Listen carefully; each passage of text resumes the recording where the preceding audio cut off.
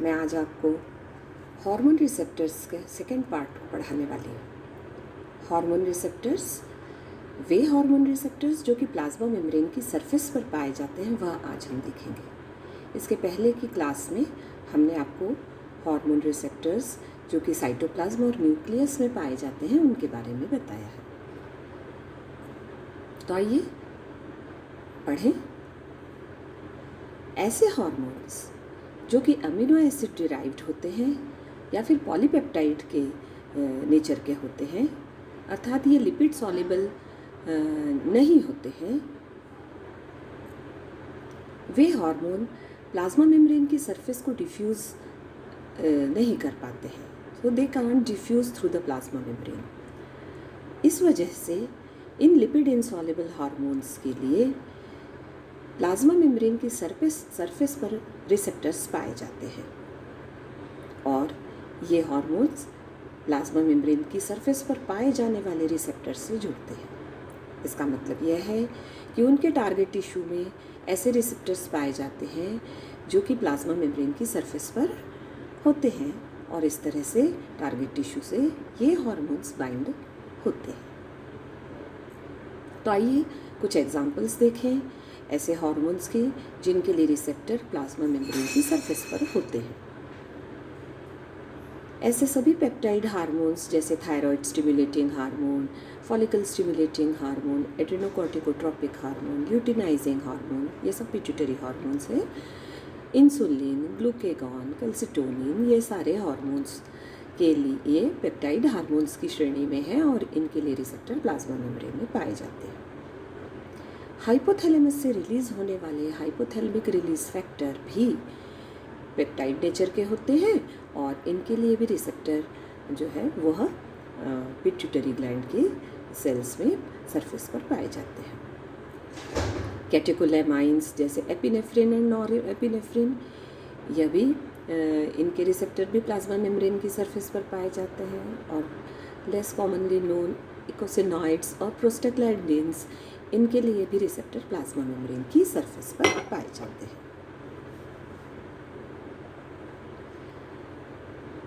तो हम यह देखते हैं कि जब हार्मोन रिसेप्टर्स से बाइंड होते हैं तो एक प्रोसेस, सीरीज ऑफ इवेंट्स जो है वो इनिशिएट होते हैं और जिसके उपरांत सेकेंड मैसेंजर का निर्माण होता है। तो सेकेंड मैसेंजर ऐसे केमिकल सब्सटेंसेस हैं जो कि हार्मोन्स के रिसेप्टर साइट पर आकर जुड़ने के बाद सेल के भीतर कुछ ऐसे चेंजेस होते हैं जिससे कि सेकेंड मैसेंजर बनते हैं। इस वजह से प्लाज्मा मेम्ब्रेन को ऊपर जो हार्मोन्स आकर अटैच होते हैं उनको हम फर्स्ट मैसेंजर और सेल साइटोप्लाज्म में निर्मित होने वाले केमिकल्स को उसके हार्मोन्स के रिसेप्टर से जुड़ने के पश्चात जो बनते हैं केमिकल्स, उन ये सेकेंड मैसेंजर कहते हैं। ये सेकेंड मैसेंजर हार्मोन का मैसेज लेकर सेल की मेटाबॉलिक एक्टिविटी को इनिशिएट या एक्टिवेट करने का काम करते हैं। इसलिए हार्मोन फर्स्ट मैसेंजर और अंदर बनने वाले उन एक्शंस के उपरांत बनने वाले मॉलिक्यूल को सेकेंड मैसेंजर कहते हैं। The second messenger then triggers a series of molecular interaction that alter the physiological state of cell। तो सेकेंड मैसेंजर सेल में अनेक क्रियाओं को इनिशिएट करते हैं जिससे कि सेल की फिजियोलॉजिकल स्टेट प्रभावित होती है। हार्मोन के रिसेप्टर से बाइंड होने के उपरांत सेकेंड मैसेंजर तक बनने की क्रिया को डिस्क्राइब करने के लिए एक टर्म इस्तेमाल किया जाता है जिसे हम सिग्नल ट्रांसडक्शन कहते हैं। तो आइए हम इस क्रिया को समझें कि किस तरह से एक्टिवेशन होता है और साइक्लिक एएमपी का फॉर्मेशन होता है। तो हम यह देखते हैं कि जैसे ही हार्मोन जो है वह रिसेप्टर के से आकर जुड़ता है, तो ये हम यहाँ देख रहे हैं, ये हार्मोन है और यह जो है वह रिसेप्टर है। तो हार्मोन का अलग अलग तरह के हार्मोन के स्पेसिफिक रिसेप्टर्स होते हैं और ये स्पेसिफिक रिसेप्टर्स से आकर हार्मोन आकर जुड़ते हैं। हम यह देखते हैं कि यह रिसेप्टर को हम जी प्रोटीन कपल्ड रिसेप्टर कहते हैं। तो ये जी प्रोटीन कपल्ड रिसेप्टर जो होते हैं वह जो सेल के बाहर जो उनका फेस है, एक्स्ट्रा सेलुलर फेस, वह हार्मोन को के साथ में बाइंड होता है, और जो इंट्रा सेलुलर फेस है, इस इंट्रा सेलुलर फेस से एक कॉम्प्लेक्स जुड़ता है जिसे हम जी प्रोटीन कॉम्प्लेक्स कहते हैं। तो यह जी प्रोटीन कॉम्प्लेक्स प्रोटीन कॉम्प्लेक्स है जो कि 3 सब यूनिट से मिलकर बनता है, अल्फ़ा यूनिट, बीटा यूनिट और गामा यूनिट। इस तरह से ये 3 सब unit alpha, beta, gamma intracellular surface की तरफ रिसेप्टर से जुड़े रहते हैं। एक इम्पॉर्टेंट बात यह है कि अल्फ़ा यूनिट के साथ में इनएक्टिव स्टेज में जीडीपी जुड़ा हुआ होता है। तो इस तरह से जीडीपी इनएक्टिव फॉर्म में होता है। जैसे ही रिसेप्टर से हार्मोन आकर जुड़ता है, यह जीटीपी से रिप्लेस हो जाता है, और जैसे ही अल्फ़ा यूनिट के साथ जीटीपी आकर जुड़ता है तो अल्फ़ा यूनिट एक्टिवेट हो जाता है और वह बीटा गामा यूनिट को छोड़कर अलग हो जाता है। अल्फ़ा यूनिट एडजेसेंट पाए जाने वाले एक दूसरे एंजाइम जिसे हम एडिनिलेट साइक्लेज कहते हैं, इससे आकर जुड़ता है। यह एडिनिलेट साइक्लेज अल्फ़ा यूनिट से जुड़ने के पश्चात एक्टिवेट हो जाता है। जब तक एडिनिलेट साइक्लेज से अल्फ़ा यूनिट आकर अटैच नहीं होती है, तब तक यह इनएक्टिव स्टेट में रहता है, और जैसे ही अल्फ़ा यूनिट आकर जुड़ जाती है, यह एक्टिव स्टेट में परिवर्तित हो जाता है। तो एक्टिवेटेड एडिनिलेट साइक्लेज एक एंजाइम क्रिया को मीडिएट करता है, उसकी वजह से उत्प्रेरित होती है एक एंजाइम की क्रिया, एक क्रिया उत्प्रेरित होती है। कौन सी? वह है एटीपी को साइक्लिक एएमपी में कन्वर्ट करने की। तो अब क्या होता है, जैसे ही एडिनिलेट साइक्लेज का निर्माण एडिनिलेट साइक्लेज एक्टिवेट होता है, वैसे ही यह एडिनिलेट साइक्लेज एटीपी को साइक्लिक एएमपी में कन्वर्ट कर देता है, और यही साइक्लिक एएमपी को हम सेकेंड मैसेंजर कह रहे हैं। यह सेकेंड मैसेंजर है। तो देखिए चेन ऑफ इवेंट्स कैसे हुई। पहला हार्मोन आकर जुड़ा, दूसरा जी प्रोटीन कॉम्प्लेक्स एक्टिवेट हुआ, तीसरा अल्फ़ा यूनिट जो है वह आकर एडिनिलेट साइक्लेज से जुड़ी, तो एडिनिलेट साइक्लेज इनएक्टिव फॉर्म से एक्टिव फॉर्म में कन्वर्ट हुआ, और चौथा हम देखते हैं साइक्लिक एएमपी का निर्माण हुआ। इसी वजह से कहते हैं कि जैसे ही हार्मोन रिसेप्टर साइट पर आकर जुड़ता है, चेन ऑफ रिएक्शंस होती हैं, जिसके उपरांत जो है वह हम यह क्या देखते हैं, साइक्लिक एएमपी का निर्माण होता है। यही जो चीज़ हमने आपको समझाई वह हमने टेक्स्ट में लिखी है कि जी प्रोटीन कॉम्प्लेक्स जो है वो रिसेप्टर से लिंक्ड रिसेप्टर से जब एक हार्मोन या लिजेंड आकर जुड़ता है, तो हम यह देखते हैं कि जी प्रोटीन कॉम्प्लेक्स एक्टिवेट हो जाता है, जिससे कि यह दूसरे मेम्ब्रेन बाउंड एंजाइम एडिनिलेट साइक्लेज को एक्टिवेट करता है, और फिर एडिनिलेट साइक्लेज कैटेलाइज करता है conversion of ATP into cyclic AMP. Cyclic AMP अब एक बार जब सेल में आ जाता है तो यह ग्रुप ऑफ प्रोटीन्स, एक एंजाइम्स है, ग्रुप ऑफ एंजाइम जिनको हम कलेक्टिवली प्रोटीन काइनेस कहते हैं। ऐसा माना जाता है कि सेल में कम से कम 20 तरह के प्रोटीन काइनेस तो होते ही हैं, जो कि फॉस्फोराइलेशन के पश्चात जो है वह क्या हो जाते हैं, एक्टिवेट हो जाते हैं। तो वो इनएक्टिव फॉर्म में रहते हैं सेल में।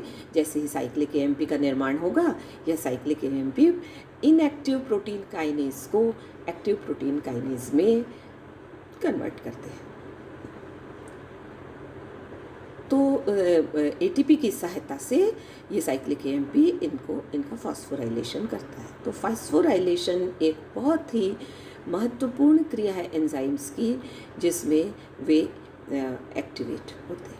कुछ एक्सेप्शनल ऐसे हैं जो कि एक्टिव फॉर्म में रहते हैं और फॉस्फोराइलेशन के पश्चात वो इनएक्टिव हो जाते हैं। तो वो अभी आपके स्कोप के बाहर है। आप अभी इतना ख्याल रखिए कि प्रोटीन काइनेज का फॉस्फोराइलेशन होता है। आगे चलें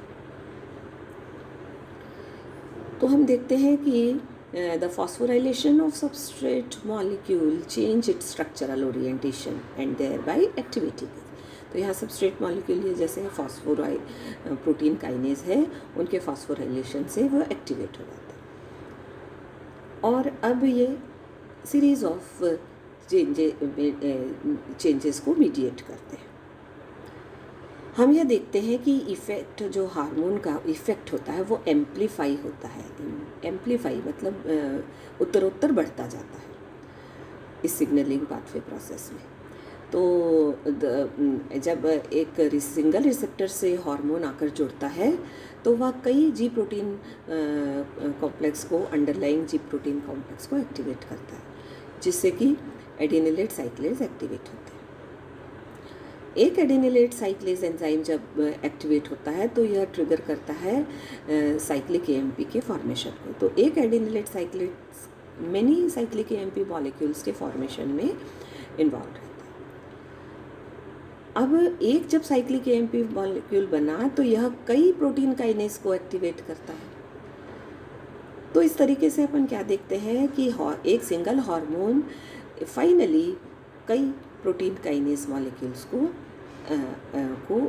का एक्टिवेशन करते हैं। इसे हम एम्प्लीफिकेशन के प्रोसेस कहते हैं। यह पूरा कास्केड सिस्टम है जो कि अपन आगे बढ़ेंगे। इस तरीके से हार्मोन का बहुत छोटी मात्रा ही सफिशिएंट होती है सेल के भीतर परिवर्तन लाने के लिए। जब साइक्लिक एएमपी अपना कार्य कर लेता है तो साइक्लिक एएमपी एक साइटोप्लाज्म में पाए जाने वाले एक एंजाइम, यह बहुत ही महत्वपूर्ण एंजाइम है जिसे कि हम फॉस्फोडाइएस्टरेज एंजाइम कहते हैं। तो इस फॉस्फोडाइएस्टरेज एंजाइम की सहायता से साइक्लिक एएमपी सिंपल एएमपी में एडेनोसाइन मोनोफॉस्फेट में कन्वर्ट हो जाता है। आगे हम देखेंगे कि क्या है साइक्लिक एएमपी और क्या है सिंपल एएमपी। तो इस तरीके से जब साइक्लिक एएमपी एएमपी में कन्वर्ट हो जाता है तो वह अपनी सेकेंड मैसेंजर की उनकी जो प्रॉपर्टी है वह समाप्त हो जाती है और AMP is not able to activate protein kinase enzymes. तो यह क्रिया जो है वह क्या हो जाती है, स्टॉप हो जाती है। तो आइए अब देखें हम लोग साइक्लिक एएमपी किस तरह से फॉर्म होता है। तो जब एडिनिलेट साइक्लेज एक्टिवेट होता है तो यह एक्टिवेटेड एडिनिलेट साइक्लेज एटीपी पर ये क्रिया करता है। हम देख रहे हैं यहाँ पर एटीपी में 3 फॉस्फेट मॉलिक्यूल है, 1, 2 और 3। तो हम ये देखते हैं कि एडिनिलेट साइक्लेज क्रिया करता है और वह क्लीव करता है, तोड़ देता है किस पॉइंट पर, इस पॉइंट से। तो पायरोफॉस्फेट 2 फॉस्फेट ग्रुप्स अलग हो जाते हैं और मोनोफॉस्फेट बनता है। लेकिन साथ में यह साइक्लेज एंजाइम है तो ये देखिए 5th कार्बन से, ये है 5th कार्बन शुगर का।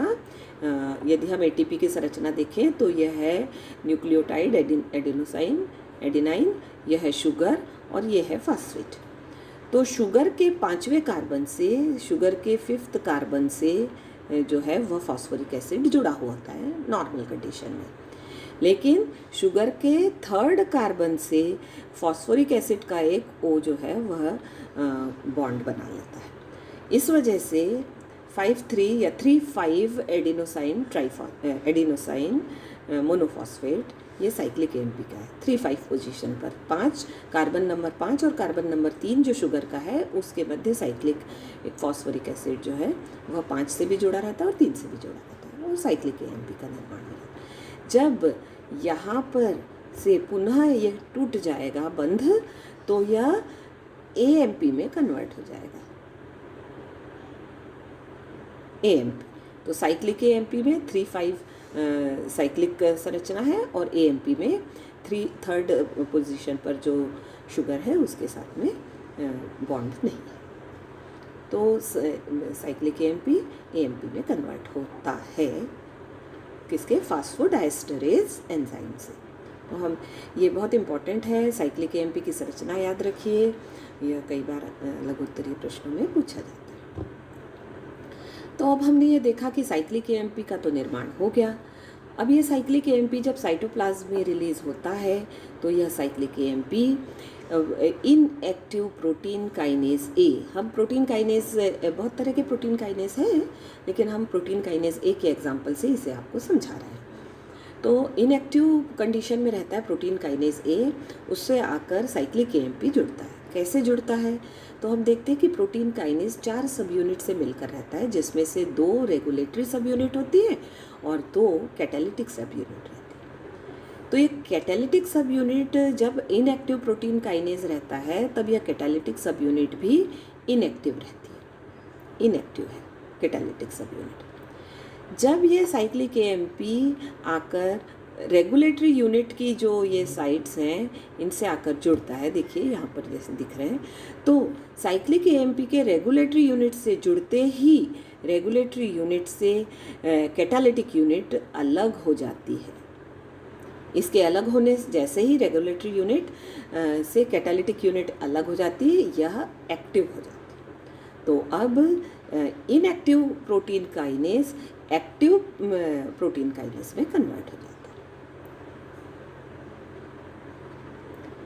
ठीक है, तो हमने यह देखा कि साइक्लिक AMP के साथ यह क्रिया चालू हुई, साइक्लिक AMP बना, cyclic AMP inactive protein kinase A के साथ आकर जुड़ा। इनएक्टिव प्रोटीन काइनेज ए की में जो उसकी बाइंडिंग साइट है वह रेगुलेटरी यूनिट से में होती है और 4 जो हैं साइक्लिक AMP आकर रेगुलेटरी यूनिट के से जुड़ते हैं। जैसे ही रेगुलेटरी यूनिट से आकर साइक्लिक AMP जुड़ते हैं वैसे ही हम देखते हैं कैटालिटिक यूनिट सेपरेट हो जाती है और अब यह कैटालिटिक यूनिट एक्टिवेट हो जाती है। अब देखिए आगे कैटालिटिक यूनिट कैसे करती है कार्य, इसे हम ये देख रहे हैं जो हमने कास्केड के बारे में आपको बताया था कि ये प्रोटीन काइनेज एक्टिवेशन कैसे हो रहा है, सॉरी ये मैं आपको बता चुकी हूँ। इस कास्केड के बारे में हम देख रहे हैं। तो कास्केड में कैसे कार्य होता है ये देख रहे हैं। तो फिर से थोड़ा सा रिवाइज कर लें, जब हम एंजाइम्स के सरफेस पर आकर, रिसेप्टर सरफेस पर आकर हार्मोन जुड़ता है तो अंदर जी को प्रोटीन कॉम्प्लेक्स एक्टिवेट होता है। अल्फा यूनिट जो है वह आकर एडिनिलेट साइक्लेज से जुड़ती है, साइक्लिक AMP का निर्माण होता है, साइक्लिक AMP प्रोटीन काइनेज से आकर जुड़ता है। यहाँ तक की क्रिया हम लोग समझ चुके थे। तो प्रोटीन काइनेज जो है वह एक्टिवेट हुआ, प्रोटीन काइनेज ए एक्टिवेट होता है। जैसे ही प्रोटीन काइनेज ए एक्टिवेट करता है या अन्य एक एंजाइम को एक्टिवेट करता है जिसे कि हम फॉस्फोराइलेज काइनेज एंजाइम कहते हैं। तो यह भी फॉस्फोराइलेज काइनेज इनएक्टिव फॉर्म में होता है और inactive phosphorylase kinase active phosphorylase kinase में कन्वर्ट होता है। एक्टिव फॉस्फोराइलेज काइनेज एक अन्य एंजाइम को एक्टिवेट करता है, यह है phosphorylase B. Phosphorylase B inactive form में रहता है और एक्टिव जो है वह फॉस्फोराइलेज ए एक्टिव फॉर्म हो जाता है। जैसे ही फॉस्फोराइलेज काइनेज एंजाइम एक्टिव होता है तो वह इनएक्टिव फॉस्फोराइलेज एंजाइम को एक्टिव फॉस्फोराइलेज में कन्वर्ट करता है। यह एक्टिव फॉस्फोराइलेज ग्लाइकोजन मॉइटी से एक एक करके ग्लूकोज को ग्लूकोज 1 फॉस्फेट के रूप में अलग करता है। तो जो ग्लाइकोजन है वह पहले मान लीजिए N थी, तो एक फॉस्फोराइलेज की एक्टिविटी के उपरांत ग्लाइकोजन N-1 हो जाता है। इसे अपन थोड़ा सा यदि ऐसे समझें कि एक उदाहरण के लिए बना रही हूँ, ये अरे अच्छे नहीं बन रहा है, फिर से एक बार कोशिश करते हैं।